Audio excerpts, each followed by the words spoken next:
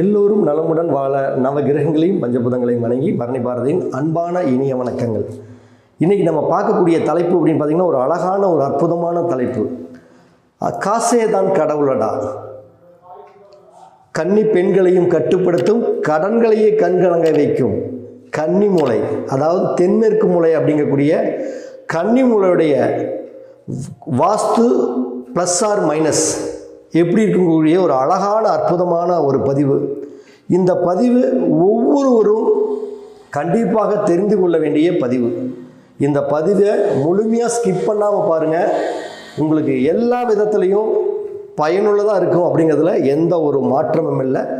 முதல்ல கன்னி மூளைனா என்ன அப்படின்னு பார்க்குறோம். அது ஒரு வரைபடத்தின் மூலமாக உங்களுக்கு சொன்னால் இன்னும் கொஞ்சம் டெப்த்தாக புரியுங்கிறதுக்காக தான் நான் வரைபடத்தின் மூலமாக உங்களுக்கு விளக்குறேன். இப்போ கன்னி மூலை அப்படிங்கிறது பொதுவாக அப்படி ஒரு சதுரமான ஒரு இடத்த எடுத்துக்கிறோம். இதில் மேலே வடக்கு, இது தெற்கு, கிழக்கு, இது மேற்கு. அப்போ கன்னி மூலை அப்படின்னா தென்மேற்கு மூலைன்னு பேர். அதை பல ஏங்கலில் சொல்லுவாங்க. நிருதி மூலை அப்படின்னு சொல்லுவாங்க. ஒவ்வொரு ஊரில் பழனி மூலை அப்படிம்பாங்க, நிருதி மூலைம்பாங்க. இப்படியெல்லாம் பல பேர் ஒவ்வொரு ஊருக்கு தகுந்த மாதிரி இருக்கும். இதில் வாஸ்துல இதுக்கு வேறு தென்மேற்கு மூலை, நிருதி மூலை, கன்னி மூலை அப்படின்னு பேர். அப்போ இந்த தெற்கும் மேற்கும் இந்த சந்திக்கக்கூடிய இந்த மைய புள்ளி கார்னர் அப்படிங்கிறது தான் கன்னி மூலை அப்படின்னு பேர். அப்போ இந்த கன்னி மூலையோடைய டிகிரி எத்தனை டிகிரி அப்படின்னு பார்த்தோம்னா 45 டிகிரி கன்னி மூலையோடைய அளவுகள் கொண்டது. அப்போ இந்த கன்னி மூலை அப்படின்னா இதில் இந்த கன்னி மூலையில் 2 திசைகள் இருக்கும். அதாவது தெற்கு பக்கம் இருக்கிறனால இது தெற்கு கன்னி என ஒரு பேரும், மேற்கு பக்கம் இருப்பதனால மேற்கு கன்னின்னு ஒரு பேர் இருக்கு. அப்போ இந்த மேற்கு கன்னி தெற்கு கன்னி இந்த ரெண்டுமே கன்னி மூலையுடைய சப்போர்ட் பண்ணக்கூடிய 2 திசைகள். அப்போ இதில் மேற்கு கன்னி அப்படின்னு சொன்னோம்னா இந்த இடங்கள் இப்படி வரக்கூடிய இடம் இது மேற்கு கன்னி. அதே மாதிரி இந்த இடங்கள் வரக்கூடியது இது தெற்கு கன்னின்னு பேர். அப்போ இந்த கன்னி மூலை அப்படின்னா முதல்ல என்ன அப்படிங்கிறது முதல்ல தெரிஞ்சுக்கணும். கன்னி மூலை அப்படிங்கிறது இருக்கக்கூடிய 4 மூலைகள்லையுமே ஒரு நிரந்தரமான மூலை அப்படின்னா அது கன்னி மூலை தான். நிரந்தரம் இல்லாத மூலை அப்படிங்கிறது வாயு மூலை, நிரந்தரமான மூலை கன்னி மூலை. அதுதான் நிலத்தத்துவத்தின் முதன்மையான இடம் அப்படின்னா இந்த தென்மேற்கு மூலையான கன்னி மூலை தான். அப்போ ஒருத்தர் வீடு கட்டணும் அப்படின்னு எடுத்தோம்னாவே முதல்ல அந்த கன்னி மூலையை தான் சூஸ் பண்ணுவாங்களே தவிர வேற எந்த மூலைக்கும் போக மாட்டாங்க. அந்த கன்னி மூலையில் தான் முதல்ல வீடு கட்டணும். கன்னி மூலை கணபதியே அப்படின்னு பாட்டே கூட இருக்கும். அப்படின்னா என்னன்னா அந்த கன்னி மூலைக்கு அவ்வளோ வேல்யூ இருக்கும். எவ்வளோ பெரிய கடன்காரனாக இருந்தாலும் சரி அந்த கடனை கட்டி ஜெயிக்கக்கூடிய வல்லமை கொடுத்துரும். அதே அந்த கன்னி மூலை கெட்டு போச்சுன்னா அந்த வீட்டை கடனை மூலமாக அவங்க பல விதத்தில் சிரமப்பட்டு தன்னுடைய வாழ்க்கையை தொலைக்கக்கூடிய சூழ்நிலையிலையும் கொடுக்கும். அதே மாதிரி அந்த கன்னி அப்படிங்கிறது ஒரு பெண்களுடைய வயசு பொண்ணுகளுடைய அந்த கற்பு சம்பந்தப்பட்ட இடம். அதே மாதிரி இந்த தென்மேற்கு மூலையுடைய நவகிரகங்களுடைய தெய்வம் என்ன அப்படின்னு பார்த்தீங்கன்னா ராகு பகவான். அப்போ ராகு பகவான் அப்படிங்கிறது பொதுவாக அதுக்கு யாருக்கு காரகன்? மாயைக்கு காரகன், மாய தோற்றத்துக்கு காரகன், ஆடம்பரத்துக்கு காரகன், அடுத்தது வசீகர தன்மைக்கு காரகன், அதே மாதிரி மந்திரம், காமம், அடுத்தது சூதாட்டம், இதுகளுக்கு எல்லாத்துக்குமே இந்த ராகு பகவான் தான் முதல்ல காரணம். அப்போ பொதுவாக இந்த தென்மேற்கு மூலை அப்படிங்கக்கூடிய ஒரு ஃப்ளாட் இருக்குது அப்படின்னா நிருதி மூலை அப்படின்னாவே இதுக்கு தெற்கு பக்கமும் மேற்கு பக்கமும் இப்படி ஒரு ரோடு இருந்தால் இதுக்கு பேர் தான் நம்ம நிருதி ஃப்ளாட் அப்படிம்பாங்க, தென்மேற்கு மூலை ஃப்ளாட் அப்படின்னு சொல்லுவாங்க. அப்போ இப்படிப்பட்ட ஒரு அமைப்பு இருக்குது அப்படின்னா இதில் நல்ல விதமான செயல்பாடுகள் என்ன, தீமையான செயல்பாடுகள் என்ன அப்படிங்கிறது நீங்கள் புரிஞ்சுக்கிட்டீங்கன்னா உங்களுக்கு எல்லா விதத்துலையும் வீடு கட்டுறவங்களுக்காக இருந்தாலும் சரி, இந்த பதிவு வாஸ்து மேல் இருக்கவங்களுக்கு ஒரு ஆர்வத்தில் இருக்கவங்களுக்கு எல்லாத்துக்குமே இது ஒரு பயனுள்ளதாக இருக்கும். முதல்ல இந்த நிருதி மூலையுடைய பாதிப்புகள் சார்ந்த விஷயம் என்ன அப்படிங்கிறத நம்ம பார்த்துக்குவோம். பொதுவாக எந்த இடங்களாக இருந்தாலும் சரி கிரகங்களுக்கு உங்களுக்கு எல்லாத்துக்குமே தெரியும், கிரகங்களுக்கு பார்வை அப்படிங்கிறது தான் வந்து ரொம்ப அற்புதமான பலன்களை கொடுக்கும் அப்படின்னு உங்களுக்கே தெரியும். அதே மாதிரி தான் பஞ்சபூத தன்மைகளையும் பார்வைகளுக்கு 100% வலிமை அதிகம். அப்போ இருக்கக்கூடிய இடங்களுக்கு 90%, பார்வைக்கு 100% வலிமை இருக்கும். அப்போ பார்வைன்னு என்ன? இந்த தென்மேற்கு ஃப்ளாட்டுக்கு மேற்கு சைடிலிருந்து ஒரு தெரு வந்து குத்துனாலும் சரி, தெற்கு சைடிலிருந்து ஒரு தெற்கு வந்து குத்துனாலும் சரி, இப்படி தென்மேற்கு மூலையை இடத்தை நோக்கி ஒரு தெரு வந்து ஒன்று இப்படி குத்துது அப்படின்னாவே அந்த இடம் முதல்ல சிறப்பு இல்லாமல் போகும். இப்படிப்பட்ட இடத்த நீங்கள் முதல்ல ஃபஸ்ட்டு வாங்கவே கூடாதுங்கிற தெளிவான மனநிலைக்கு நீங்கள் வந்துடணும். அப்போ 2 பக்கம் இருக்கக்கூடிய தெருக்குத்து நன்மை தரக்கூடிய சிறப்பு பலனை தராது. அதை நம்ம முதல்ல ஃபஸ்ட்டு புரிஞ்சுக்கணும். அப்போ இப்படிப்பட்ட ஒரு அமைப்புகள் இருக்கும் பொழுது இதுக்கு தீமை செய்யக்கூடிய முதல் விஷயங்களை நான் சொல்லிடுறேன்.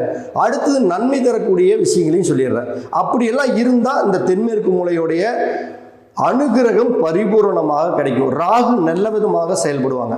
அப்போ பொதுவாக ஒரு இடத்துடைய பள்ளம் அப்படின்னா நான் எந்த இடத்த சொல்லியிருக்கிறேன்? வடக்கு கிழக்கு வடகிழக்கு அப்படிங்கிறது தான் பள்ளம்னு சொல்லியிருக்கிறேன். அதுக்கு நேர் இந்த இடத்த உச்சக்கதிர்கள் வந்தால் இந்த தென்மேற்கு மூலையில் தான் இந்த அந்த உச்சக்கதிர்களுடைய தாக்கம் பட்டு வீட்டுக்குள்ளே ஊடுருவும். அப்போ இந்த வடகிழக்கு அப்படின்னு பள்ளம் அப்படின்னோம்னா அதனுடைய ஆப்போசிட் அப்படிங்கிறது தான் இந்த தென்மேற்கு மூலை. அப்போ இந்த இடங்கள் எப்பொழுதுமே மேடாக இருக்கணும். இங்கே கிணறு வெட்டுனா வடக்கு கிழக்கு வடகிழக்கில் கிணறு வெட்டுனா வடக்கு கிழக்கு அதாவது தெற்கு மேற்கு தென்மேற்குல கிணறு வெட்டக்கூடாது. இவ்வளோதான் லாஜிக்கு.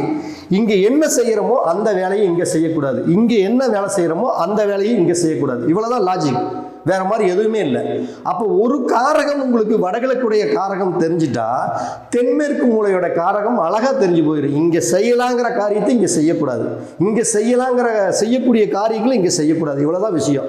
அப்போ தென்மேற்கு மூலையில் ஒரு கிணறோ ஒரு போரோ முதல்ல இருந்தால் அது சுத்தமாகவே அந்த பிளாட் வந்து முதல்ல நல்ல பலன்களை கொடுக்காது. இந்த தென்மேற்கு மூலையுடைய காரகம் என்ன? உறவு முறைகள் அப்படின்னு பார்த்தோம்னா வடகிழக்குங்கிறது நான் கல்யாணம் ஆகாதக்கு கீழே இருக்கக்கூடிய குழந்தைகள்னு சொல்லிட்டேன். அப்போ அந்த தென்மேற்கு அப்படிங்கிறது என்னென்னா ஒரு மனிதன் கல்யாணமாகி ஒரு குடும்பஸ்தனாகி ஒரு பெரிய ஒரு ஆணுடைய தலைமகனுக்கு உண்டான அமைப்புகளை கொடுக்கக்கூடிய இந்த இடம். அடுத்தது வீட்டில் இருக்கக்கூடிய அந்த பெண்கள் கல்யாணம் ஸ்டேஜில் இருக்கக்கூடிய பெண்கள், கல்யாணம் ஆன பெண்கள், அவங்களுடைய மனநிலையை சொல்லக்கூடியது அனைத்துமே இந்த இடம்தான். அப்போ இந்த இடம் பாதிக்கப்பட்டால் வீட்டினுடைய பெரிய ஆண்களுக்கும் அதே மாதிரி வீட்டில் இருக்கக்கூடிய அந்த கல்யாண ஸ்டேஜில் இருக்கக்கூடிய அந்த பெண்களுக்கும் கல்யாணம் ஆன பெண்களுக்கும் சில சிரமங்களை கொடுக்கும். அப்போ இந்த தென்மேற்கு மூலையில் முதல்ல ஒரு கிணறோ ஒரு போரோ இல்லை தெருவோ ஒன்று வந்து குத்துது அப்படின்னம்னா இதில் தெற்கு சைடிலிருந்து வந்து ஒரு தெரு குத்துச்சுன்னா மேற்கு சைடிலிருந்து ஒரு குத்துச்சுன்னா அதில் என்ன அப்படிங்கிறது தான் நம்மளுக்கு முதல்ல இதில் தேவை. அப்போ மேற்கு சைடிலிருந்து வந்து ஒரு தெரு வந்து இப்படி குத்துனா அந்த வீட்டில் ஆண்களுடைய ஒழுக்கம் அப்படிங்கிறது நிச்சயம் கெட்டே தீரும். ஒழுக்கம் என்ன விதத்தில் கெடுக்கும்? சீட்டாட போவாங்க, தண்ணி போடக்கூடிய அமைப்புகளை கொடுக்கும். தன் மனைவி இல்லாமல் புதுசாக ஒரு உறவுகளை ஏற்படுத்தக்கூடிய அமைப்புகளை எல்லாம் இந்த இடத்தில் மேற்கிலிருந்து ஒரு தெரு வந்து குத்தும் பொழுது இத்தனை பலன்களையும் அந்த ஆண்களுக்கு கொடுக்கும். ஆண்களுக்கு சூதாட்டம், அது கிணறு இருந்தாலும் சரி, ஒரு போர் இருந்தாலும் சரி, அடுத்து வந்து தெரு ஒன்று குத்துனாலும் சரி, ஆண்களுடைய நடவடிக்கை சூதாட்டம் தவறான வழிகளில் சென்று அவங்க அந்த வீட்டில் கடன் சுமையை அதிகமாக உருவாக்கி அந்த வீட்டின் மூலம் நிம்மதி இல்லாத வாழ்க்கையை கொடுத்துரும்.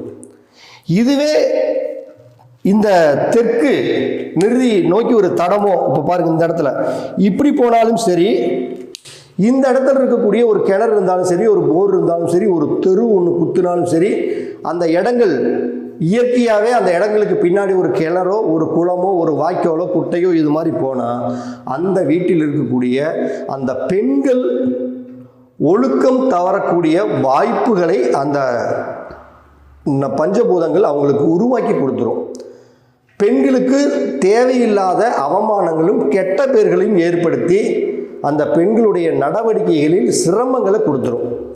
அப்போ அதை நம்ம இந்த தென்மேற்கு மூலையை ரொம்ப கவனமாக ஹேண்டில் பண்ணணும். இருக்கிற மூலையிலேயே இந்த தென்மேற்கு மூலையை தான் கவனமாக ஹேண்டில் பண்ணணும். அப்போ இந்த தென்மேற்கு மூலை வடகிழக்கு மூலை நான் நீண்டுட்டு இருக்கலான்னு சொன்னேன். ஆனால் இந்த தென்மேற்கு மூலை மட்டும் இதுக்கு ஆப்போசிட்டாக நீளக்கூடாது அப்படின்னா இந்த மூலை எப்பயுமே 90 டிகிரி சரியாக எந்த மூலையும் இழுக்காம இப்படி கரெக்டாக அக்யூரேட்டாக 90 டிகிரிக்கு அக்யூரேட்டாக மூலமட்டத்துக்காக திசை காட்டும் கருவிக்காக இருந்தால் முதல்ல இந்த தென்மேற்கின் ஆதிக்கம் ரொம்ப ரொம்ப அற்புதமாக சிறப்பாக இருக்கும். அப்போ இந்த தென்மேற்கு மூலையில் இந்த இடத்த பள்ளமாகிறது, கிணறு வெட்டுறது, போர் போடுறது, தெருக்குத்துகள் வருவது, இது எல்லாம் சிறப்பான பலன்களை தராது. தந்தால் மேற்கு வழியே இருந்தால், அதாவது மேற்கு திசையை நோக்கியுள்ள கன்னி மூலையில் ஆண்களுடைய ஒழுக்கீனத்திற்கு பிரச்சனைகளும், தெற்கு சைடில் தவறான ஒரு அமைப்புகள் இருந்தால் பெண்களுடைய ஒழுக்கீனத்திற்கும் பிரச்சனைகள் வரும் அப்படிங்கிறத நீங்கள் அழகாக தெரிஞ்சுக்கலாம்.